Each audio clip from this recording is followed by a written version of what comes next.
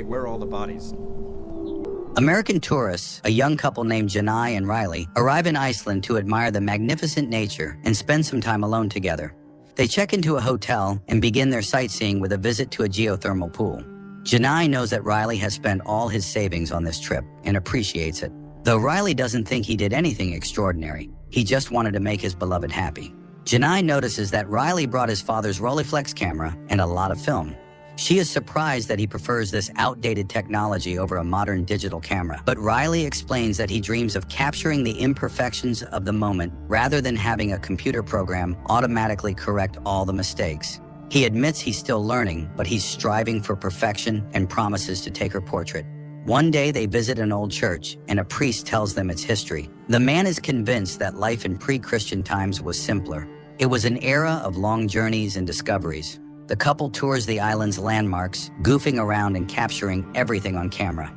Later, Janai tells Riley that her father is a preacher, although his church isn't as beautiful. She often visited there and, of course, believes in God. They then explore the waterfalls, and Janai is thrilled by the beauty.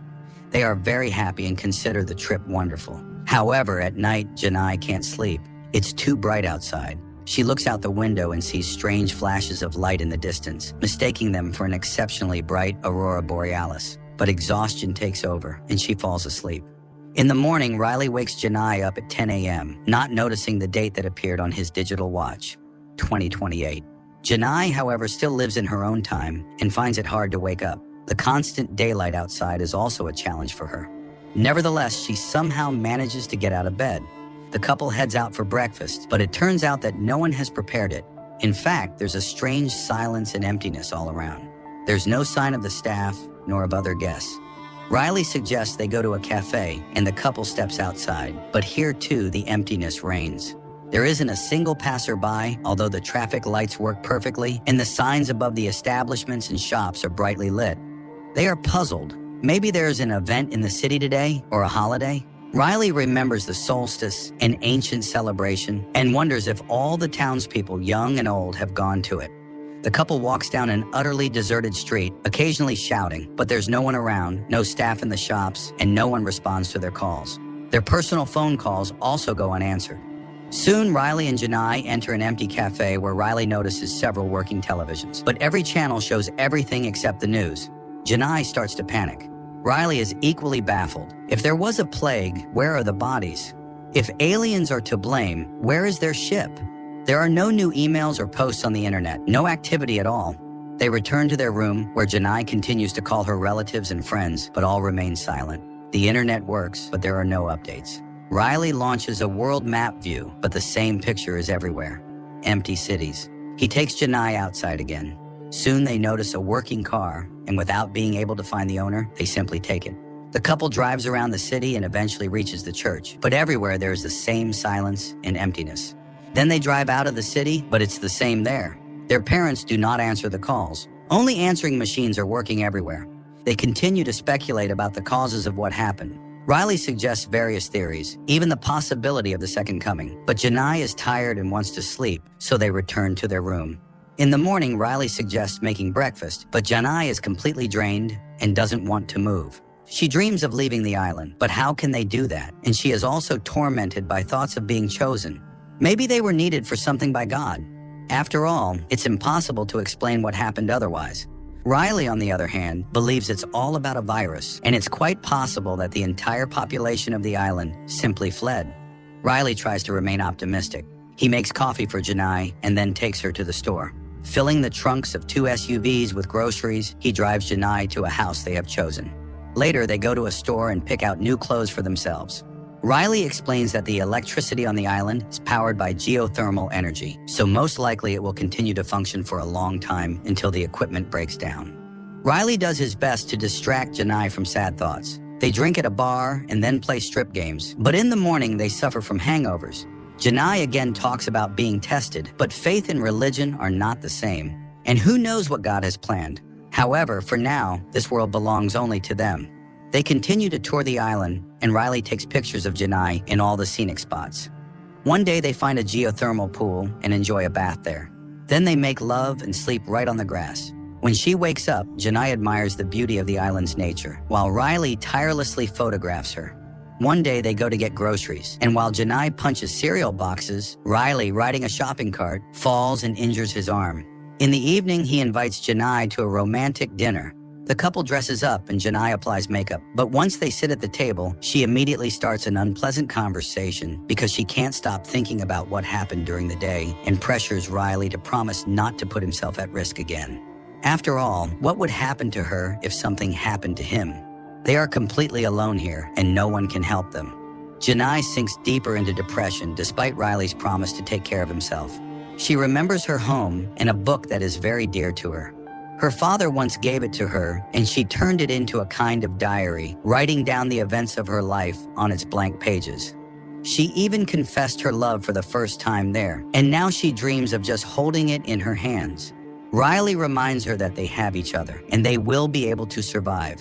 After all of humanity's achievements are at their disposal. However, time passes, and the food in the stores starts to expire.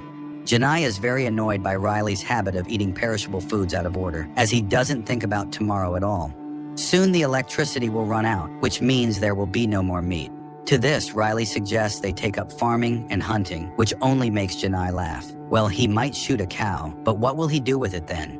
Janai increasingly wanders around the area alone, and one day coming to the church, she asks the figures around it questions. Maybe it's only they who have been thrown out of life, while everyone else is now at home? Why did this happen to her? Seeing Janai's bad mood, Riley tries to cheer her up. They continue to explore the island, as he knows its history quite well and believes that the heart of the earth beats here. But unlike Riley, Janai doesn't feel the specialness of this place. One day, he shows her the old remains of a plane he found while exploring the area. Riley calls it beautiful, but Janai sees it only as a reminder of the dead world they now inhabit. It's trash, just like them, and no one will come for them. An angry Janai drives away, but later returns for Riley, who is calmly sleeping in the wreckage of the plane. Now Riley spends more and more time on the empty city streets, photographing everything that seems interesting to him. Then he throws away the film because there's nowhere to develop it. He roams the shops and one day remembers that if the electricity runs out, there will be no water in the house. He collects all the necessary items in a hardware store and takes them home. One day, absent-mindedly entering an elevator, he panics when the doors close. After all, no one will be able to find him if the electricity goes out. Meanwhile, Janai goes to the cinema and cries as memories flood over her. In the meantime, Riley sets up a water collection system with a wind-powered motor in the yard, and Janai finds an abandoned farm and rides a horse. Later, she listens to the voicemails from friends and relatives saved on her phone. Then she takes Riley to a place in the countryside she likes. She is surprised that Riley continues to photograph everything, but he promises that he will find a way to develop the film. Janai points out that they are sitting on a glacier, a force of nature that kills all living things. Maybe God has also run out of patience? Later, they return to the city, and while Riley is busy with his tasks, Janai finds a photographer's studio. One day, they enter a flower shop, and Janai is very upset to find that all the plants have long died. Realizing that Janai is depressed by the decaying city, Riley suggests they go camping. He persuades her that it's time to find a place where they can live in comfort and plenty. Soon, Riley notices a house by the lake that seems suitable. The couple goes inside, and even Janai has to admit that the place is very beautiful. However, while exploring the area, they stumble upon an old man named Niels, who is very weak from lack of food. The couple gladly shares their supplies with him. Niels is shocked that there are no other survivors and believes that the end of the world has come. When it all happened, he was also in the city, but returned to his home, where he once left his family. Janai, who was very happy to find another survivor, is deeply upset by Niels's defeatist attitude. The old man tells her about his family life. In his youth, he would leave his family for long periods to earn money by fishing. When he returned, he found that they had changed. His son had grown up, and his wife had fallen out of love with him because he was always away. He accepts God's will because it's people who live in the world he created, not the other way around. And he advises Janai not to give up, for she is human and therefore must fight. Although if there is some divine plan, humanity has failed to fulfill it. The next morning, Riley informs Janai that Niels has died. Janai is shocked by this. Riley says he found a cemetery by the lake where he chose a spot next to Niels' family, but Janai isn't sure that these people missed the man during his life and would be glad to see him now. Riley is puzzled by Janai's thoughts, but she suggests they not bury the man at all since no one needs it. Riley tries to remind her of human customs, and Janai suddenly thinks that there might be others who need their help.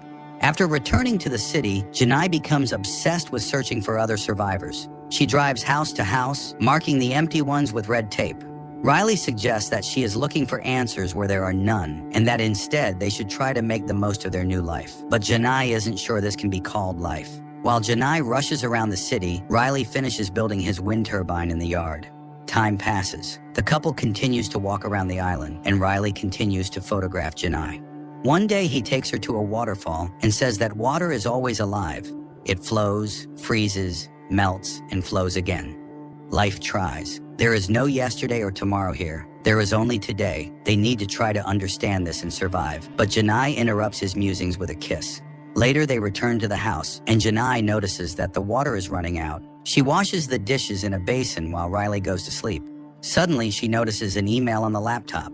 Janai opens it with trepidation and cries when she realizes it's a photo from Riley. Morning comes. Riley goes to the kitchen where a large envelope addressed to him is lying on the table. He connects his water system and opens the envelope. Inside are printed photos of Janai, but the girl herself is nowhere to be found, and this worries Riley. He rushes out to find her, visiting all the places they liked. Meanwhile, his system starts working, and water flows into the house without the need for electricity. Riley continues to drive around the island and finally finds Janai's body floating in a geothermal pool. Realizing that she did this voluntarily, he at first also wants to end his life and jumps into the water, but soon he resurfaces and climbs out. Riley cries as he sits by her body, then lays her on the grass, not knowing what to do now. Then he simply leaves, abandoning the girl by the pool. Riley gets into the car, drives onto the road, and drives for a long time without holding the wheel. But gradually his hands lower onto the steering wheel, and he firmly grips it as if deciding to keep living. The film is called bokeh, the blurred parts of a photograph that the photographer uses to highlight other parts of the image that they consider more significant. The director similarly highlights the main contrast, the two diametrically opposed positions of the last people on Earth. The man immediately accepts the situation as it is and intends to live on, while the woman falls into depression and begins to search for the meaning of what happened. So what chance does humanity have for rebirth under such circumstances?